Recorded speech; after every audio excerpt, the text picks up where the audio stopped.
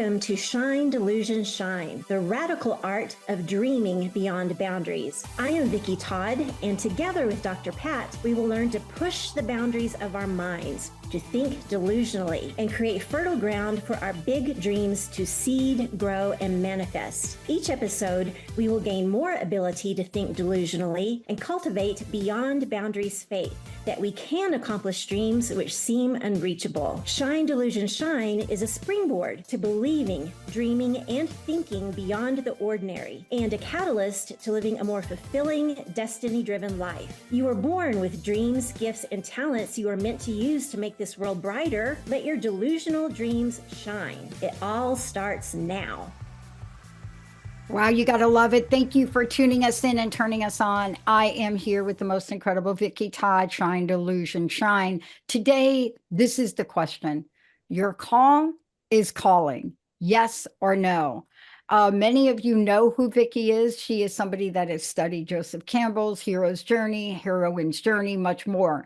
But she is also highly creative. Whether you're looking at her one-person show, or you're looking at her books, or you're looking at her art. And today you're going to get a taste of all of it. You're going to get to see it all. But we're taking on a topic that becomes a question, and it will stay a question until you take that question mark and put a period at the end of it.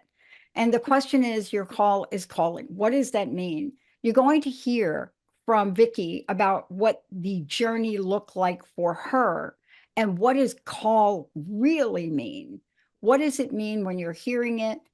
How do you know what it is? Is it that woodpecker that just hollowed out your 75-foot tree that you still are not paying attention to? Or is it that job that you absolutely love and want? Vicki, great show, great dialogue, great calling. Your call is calling, yes or no? What was about that for you? Because this is part of your journey, isn't it? Absolutely. And it keeps rolling. You know, it's not that we have one call and that's it. And I would say, let's not put a period after yes or no. Let's put an exclamation point because, you know, this is important. And this is what helps us fulfill our delusional dreams. So I didn't really know what Joseph Campbell's hero's journey was or heroine's journey was until kind of after I went through my first call. And then I discovered it. And if you Google Joseph Campbell's hero's journey, it has 10 million steps in the original one. I took the call that we're going to talk about today from Stephen Pressfield's book, The Artist's Journey, because he kind of put it into a nutshell to where it's, you know, steps that, okay, this makes more sense to me. But the first call I had, I was in the ordinary world in Lubbock, Texas. My ordinary world at the time was I was married, I was a non-working wife in a failing marriage. It wasn't going well. And I had caved into my mom's desire for me to get pregnant. And that's something that I've known all my life that I never wanted to be a mom, but we fought and fought and fought. And finally I caved in. And I literally got a phone call. You know, the universe started simple with me. Here is a phone call from my dean at Texas Tech University. And he had seen a picture that I placed in the paper of my husband and I. He was a hairdresser. I wasn't working because, you know, we had opened a hair salon for him. And literally this call said, hey, I saw your picture in the paper. I saw you're not working. I remember you're a really good writer. I need someone to teach a public relations writing class. Oh, it starts tomorrow. Do you want to do it? That was my first call. And so I was scared to death. At that point, you can say yes or no to the call because the call comes and then it's your choice to say yes or no. I was scared. My master's degree was 8 years old. I hadn't worked in the industry for 4.5 years, but I knew if I didn't take it, what's the alternative? You know, I'm in the sinking ship and I need to get out. So I said yes. And thankfully, the dean became a mentor to me. And so along this journey, you will have mentors that pop up. And he said, I need you to teach this writing class summer of 1998. Let's see how you do. And I taught the class. It was a great success. And he said, have you thought about getting your doctorate degree? No, I hadn't thought about that. And so I saw it as a lifeline. I saw it as a life preserver floating out in the ocean, saving me from the sinking ship. And so I took it. I started teaching in the fall and gearing up to take my qualifying exams for my doctorate degree. Then you come to a trial, right? And so my husband was not on board with this big change. He kind of started acting out a little bit, and I won't go any deeper into it than that.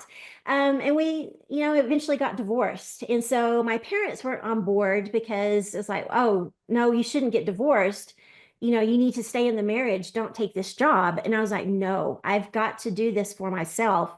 Some of the faculty, since, I hadn't been working in the industry for so long and my master's degree was so old, this one grumpy professor said, why are you even here? And I'm like, nope, not going to listen to that. Moving forward.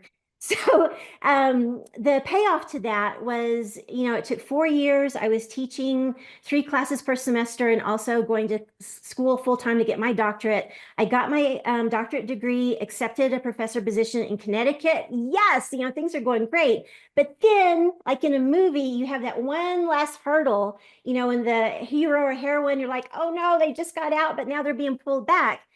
My mom actually said to me, oh, you must not love us anymore if you're going to Oh, move. And I was like, oh, knife in the heart. My dad was really big into his alcoholism at that point, and he literally said in a drunken stupor, you don't have to do this, Vicki, I'll take care of you. And my brother told me that, quote unquote, I really took the wind out of daddy's sails by saying I was going to move out of Texas. So, oh my God, this is painful. But again, are you going to say yes or no? I said, I'm sorry, I have to do this because what's the alternative? To sit there? I couldn't work full time at Texas Tech because, Dr. Pat, when you get your doctorate degree, you're expected to move on.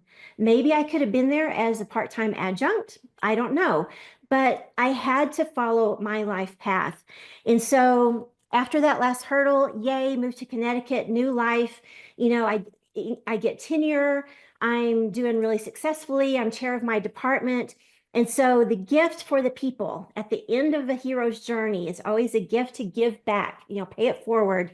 I taught my students for 17 years, 5 years at Texas Tech part-time, 12 years at Quinnipiac full-time.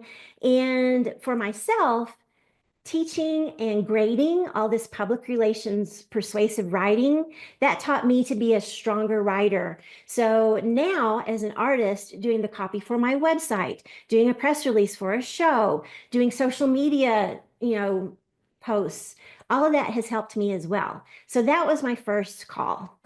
yeah. I love this story because I often wondered back in the day when I'm on the promotion scale to move up in the executive corporate arena, right? You have over 20 years of service, you worked your way up, and somebody says you need a line job. And the line job takes you to manage a dying graphics department. And you think, how is this going to help my future? Well, let's fast forward, but actually let's fast backward. Is that like a thing, Vicki? Fast backward, Yes, like a thing? yes. Okay, I do that all the time. Stefan will fact check me on that. But when you fast backward, you realize that job and what was accomplished in that job and automating graphics of a Fortune 40 company, Mhm. right, wasn't for that job. It Right. was for where I am today. So when you look at this, let's go forward. What happens when we don't pay attention to our intuition? I want to go right there Mm. because it shows up, there it is. And we're like, really? Yeah. Yeah.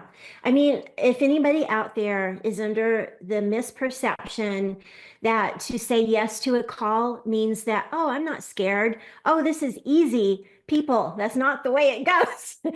And so I don't know who said it, but I've heard this saying that the pain of not fulfilling your life purpose, not saying yes to that call, gets greater and more painful and more uncomfortable than the fear of going out into the unknown. And I know that's happened for you, Dr. Pat. That has absolutely happened to me. And so I had to say yes, with all of this resistance from my family, what became my ex-husband, from people I was working with, like, oh, why are you here? Why are you doing this? Oh, you can't do this. Oh, you don't love us anymore. I had to say yes and work through that. And so, the best lesson I have learned through my life. I'm the same age as the Super Bowl. So through these 59 years, the best message that I have learned before that first call, when my mom was saying, I really want for you to get pregnant. I grew up in little bitty happy Texas, is 600 and some odd people, extremely traditional. And I have said from my childhood, I do not want to be a mother. My mom actually told me when I was 6 years old, and I do not remember this, but she told me when I was 6, I was following her around the house and she's doing whatever she's doing. And I said, Mama, I don't want to be like you when I grow up. So that kid knew it's not meant for me to be a wife and mother. And so I was honest about that. I told my husband before we got married, I don't want to have kids. But somehow in the 7th year of our marriage, I call it my 7-year itch. My mom was just so insistent. And I think it was for her and what people were going to think about her in this small West Texas town. She needed to be a grandmother. So that means Yeah, I need to be a mother. And so she was really pushing this on me. And oh, Dr. Pat, I'm not kidding. We argued for months over the yeah. phone. She's in Happy, I'm in Lubbock, crying, just gnashing of teeth. And I finally caved. I learned from doing that because it was hard. I knew I was going against my true self. I got on fertility meds because it was hard for me to get pregnant because obviously my body is saying this is not for you. I got pregnant. I wasn't happy about it. My mom got mad at me because I'm not happy about it. So then I'm trying to change my attitude that, okay, we're in this. But in the 3rd month, I had a miscarriage. And so, literally 2 months after that, I'm not kidding, 2 months after that is when the dean called. And so, I learned from that experience of going against my intuition, never do that again, no matter what. And so, the biggest time when that came back to me is in my second call when I'm teaching at Quinnipiac University in Connecticut. Um, I was tenured. I started meditating with Oprah and Deepak in 2013. And so that time the call wasn't as literal. It was through this meditation of Deepak saying, visualize yourself on the beach. There's an empty bottle with a piece of paper. What would you want to be? Write it on the piece of paper, put it in the bottle, or put it in the bottle and throw it into the ocean, the field of all possibilities. My mind, I saw an artist. And so in 2013, I knew I needed to quit this tenured job. It took me 2 years to do it, and I hadn't announced it yet. But a job opportunity in my school of communications came.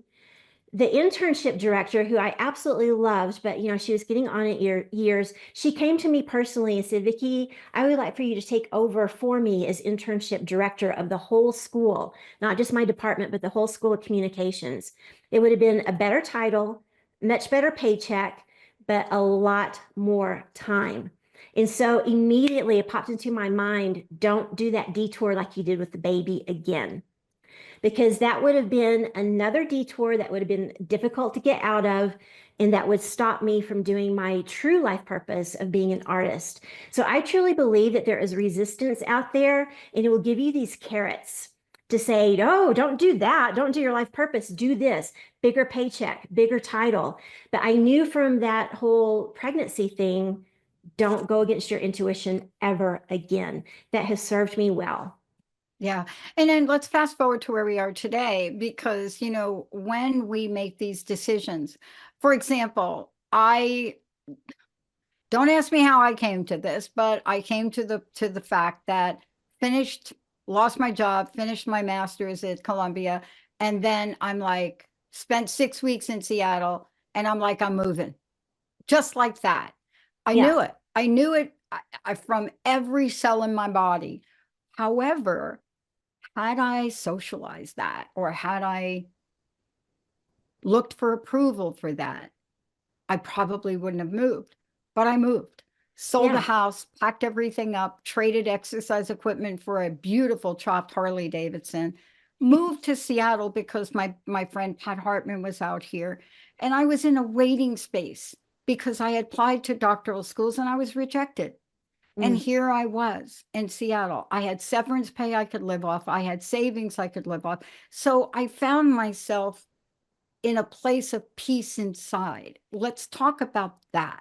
Oh gosh. Because when we butt against the intuitive sense of telling us, this is the pathway I'm showing you, and we don't, we create friction. Hmm. It's like a blip in the matrix. It's like deja vu. When the cat deja vu comes in and goes out, we see our life continuing down a pathway which we didn't really want to be on. Right. But when you make that decision, does it make us delusional? See, Yes. people, yes. In a And good people are way. like, yeah, like what do you mean? You like packed up a giant truck and moved everything, including your sports car, to Seattle, and you have no job. And I'm like, I Yes. really did it. I'm really happy about that. Yeah. But this is what you're doing, and this is what the show's about. Behind you, let's talk about the art, because you manifested and went through those challenges. You know, you literally had to do some things to get here, like that tenure job, had to do that to get here. Me, Mhm. my corporate job, uh, being rejected by every school but one, had to do that because the pathway was laid out for success for us. Right. See, isn't that the rub? Because Yes. let's talk about the rub.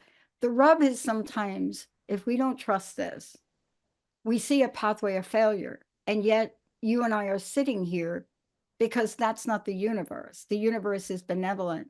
So let's talk about what's the rub. Yeah. Okay. I'm going to say Stephen Pressfield again. I know I keep mentioning that. He's That's written two okay. books that I love. The War of Art is one. And when he says art, that could mean, it doesn't have to mean art stuff. It could mean a business. It could mean, being a nurse. It could mean being a mom. He's written another one called The Artist, or yeah, sorry, the artist journey. Because he believes after you go through your initial hero's journey, then your true thing begins, your artist journey.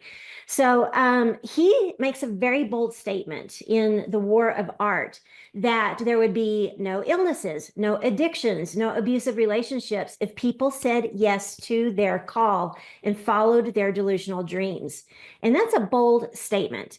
I am not a medical doctor. I am not a psychologist. I can only look at my life experience and compare that to my parents. My mom was so afraid of what other people would say. She was afraid of getting out of her box of what she knew of being wife and mother. And she had told this story her whole life. Um, that she had had the chance to go on the road to be a professional singer right after she married my dad. And she said no, because then what would people think of her? She had to stay in Little West Texas and be mom and mother, or be mom and housewife. And so I do not know, because she's one of those that will not discuss things. But I truly believe that she gave up that dream and she wanted it so bad. And then that's why she kind of got upset with me and jealous of me. I was willing to take the step and say yes to the call, and I had freedom to do that. And like I said before, the pain of not following your call becomes greater than the fear. She let that pain of saying no to the call build up and up and up until she succumbed to delusional dementia, because she was really wanting life to be different than what it was. And later in her life, I think her late 70s, she did find a traveling group of women in West Texas who were traveling from place to place to sing. And she did try it for a while, and she called me, and I wanted to be so encouraging because, she hadn't been encouraging to me, but I was like, oh my God, she's driving at night and she's, not a very good driver anymore. And she did it till she couldn't. But I think that was her want to say yes to the call, but the window of grace had closed. Yeah. And so I can't imagine that pain of not saying yes, but then having, it pops up in your body as this illness. Yeah. So that's kind of what this painting, this is a body print that I use for It's my one woman beautiful. show. Mm. Um, so to me, this cow skull down here, that's kind of the either one of two things. Either letting go of the old and moving on with the new, saying yes to the call and leaving behind, what doesn't serve you anymore. Or it could be like my mom, not following that call. And then, you have this, you're not fulfilling your life. And so it's just kind of this husk, of a life. The one in the top is this little, yes, I'm following the call and it's lifting you. It's growing. And that is the bright thing of following this little call, because sometimes it may not be a literal phone call. It could be something very subtle. I think I've had a new call and I'm not sure about it yet, but it's very subtle. So Yeah. that's kind of the thing calling you. The woman, man, she is full out. She's got her wings. She's blossoming with all of her flowers. She is following her delusional dream path. Yeah. And I love that we're talking about this. For those of you that are just tuning in, you hear us use the word delusional in a very important way. This is Shine, Delusion, Shine with Vicki Todd, because it's the radical art of dreaming beyond boundaries. And that's what today's show is about.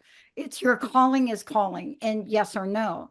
And see, the bottom line for everyone is that we get to answer that question. But if you're not aware, and I love what you said, I want to stick with that for 1 minute.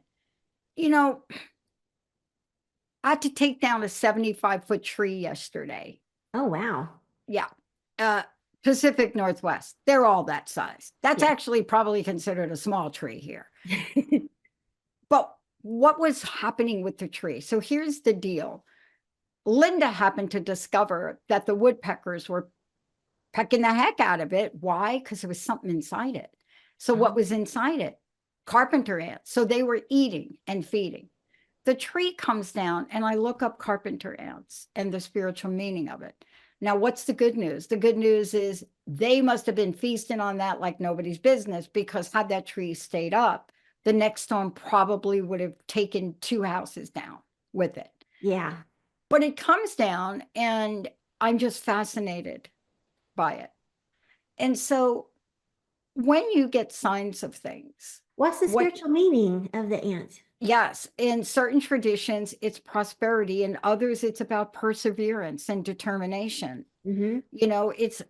They're a very powerful totem. They're not like your teeny ants, they're bigger ants. Yeah. And, but why am I mentioning this? Because if I don't look at that sign, if I don't pay attention to the meaning of that, and I don't take a minute to either pray on it or do something about it, how will that message come back to me? See, this is what I'm trying to say. Sometimes, Vicki, the way you describe this, you're getting very subtle messages to take a new course. Yes. Course correct. Yes. And other times it's bigger. And what's the bigger one? The miscarriage is the bigger one. Right. And I truly believe that, like my first call, literal phone call from the dean, he's my mentor, he's helping me. Second call, meditation, I could have said, oh, that's kind of crazy, forget that. And then who was my mentor? I didn't really have a mentor at the time. I truly believe that God, the universe, strengthens us by not having somebody we can always go to and rely on. That means we have to go inward, more into our intuition and more connected to that higher power. Because the bigger our life gets, the more we follow our delusional dreams and they actually manifest, the more conflict is going to come against us. It's not just yellow brick road, tra la la, I'm skipping along all the time. So I truly believe that these things are put in our lives, kind of like those carpenter ants to remind you they may bite and sting, but yet they have a great message of perseverance. It grows us up and makes us stronger. So then we can handle more weight. We can handle bigger blessings as we go along. And that's hard. That's tough. It's disconcerting because, if you don't have encouragement, sometimes I want to say, well, forget it. I'm not going to move forward. But no, I have to move forward. Perfect example right now. I just did the staged reading of my new play, Does This Make Me Delusional? There's a video, people. It's on my website, vickiworldart.com, under stage plays. Does This Make Me Delusional? You can watch the YouTube video. I've had 24 hits. And so I'm like, this is really good. It's really great. We worked on it and it's a great message. And so, sometimes I feel I'm hidden sometimes, and I know I have more in me to, give to the world. And so you go through these processes through your heroes and heroines journey, but it's to help you along the way because God can see what we cannot see. And there's a reason for everything. Yeah. And what I love about this as we bring this to close, I want to hear your personal message, because the bottom line is that there are things that seem so delusional to the outside world. And had I not moved forward with them, had you not moved forward with them, by the way, you and I would not even be having this conversation, period. Right. So what do you want to leave us with here? And I thank want you, Vicki. Oh, thank you. I think one of the main messages is yes, Dr. Pat and I were delusional enough to say, you know what? We're giving up everything. We're changing everything. My mom is on the opposite end of the spectrum to say, I'm going to be a donkey with my hooves in the dirt. I'm not doing anything. You can be in the middle. There is baby bear porridge. Like my grandmother, around the age of 50, she wanted to open up a china shop in her attic and teach painting classes. She had never, taken painting classes herself, but she worked that into her life as a housewife and grandmother.